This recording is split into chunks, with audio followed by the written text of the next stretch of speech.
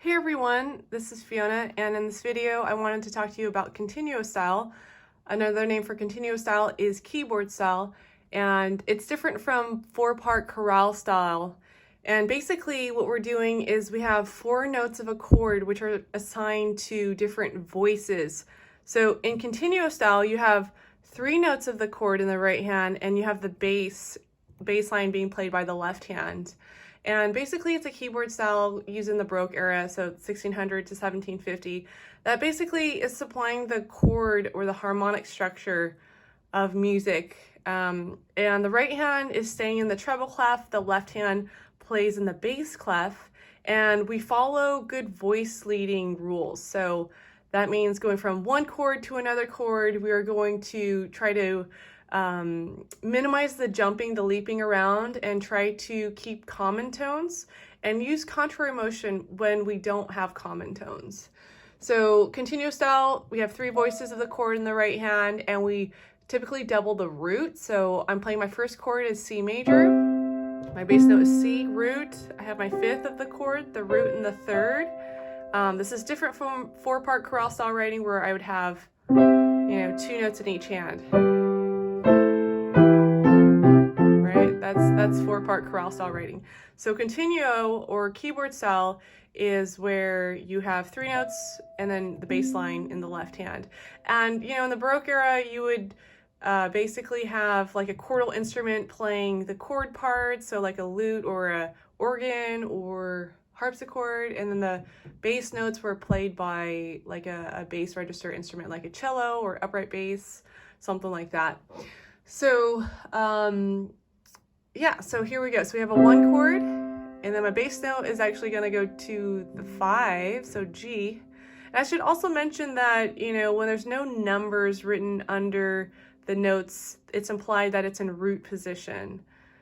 Okay, so these are all root position chords that we're doing. Okay, so it's C chord, going to a G chord. So bass goes to G. I'm going to keep my common tone G. So I have my root, my third, and my fifth. Going to my minor 6 chord, because we're in the key of C major. So this is an A minor chord. I have my root, my fifth, my root, my third, and we just did contrary motion, so no common tones. The hands are going to go towards each other or away from each other. Going to my minor 3 chord, which is E minor. I'm going to keep my common tone right there, E. Upper two voices move down, bass moves down to E. Going to my major 4 chord, so no common tones, right, with E minor, because they're right next to each other. So I'm going to do contrary motion, so bass moves up, and then the 3 voices move down. Going to the 1 chord, I'm going to keep my common tone, C. So root, third, fifth.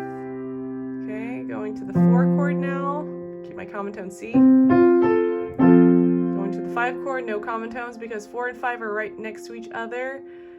Okay, so contrary motion, and then we're going to cadence on the 1 chord, so keep my common tone G.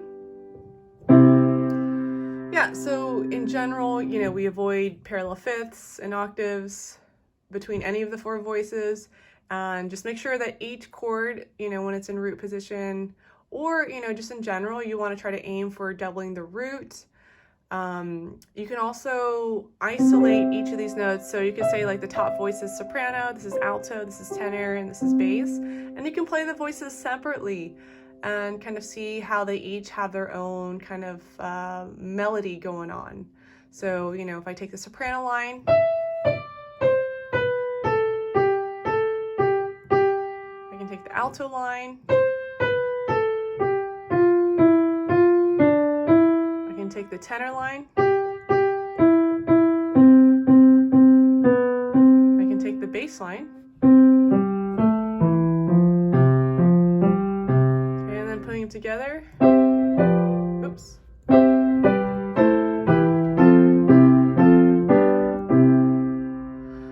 Yeah, so in this case, these chords are all in root position. There's no figures underneath the bass notes. So that means root position. I can do another video on figured bass if people are interested.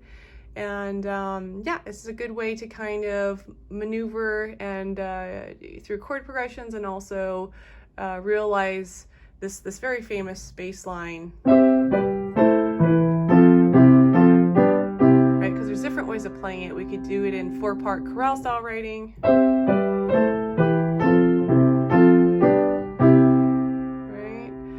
But continuo style is just easy, you know, it's 3 voices in one hand, bass line in the left hand. All right, thanks for watching.